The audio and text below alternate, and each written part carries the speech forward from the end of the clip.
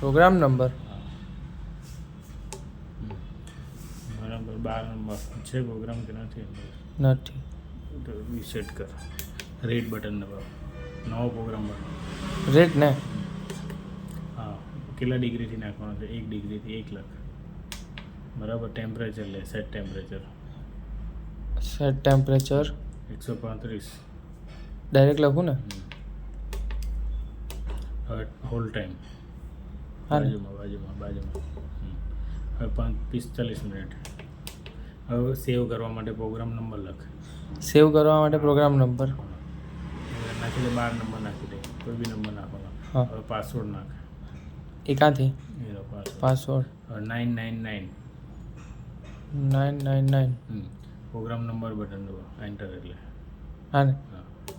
હવે જો store ready.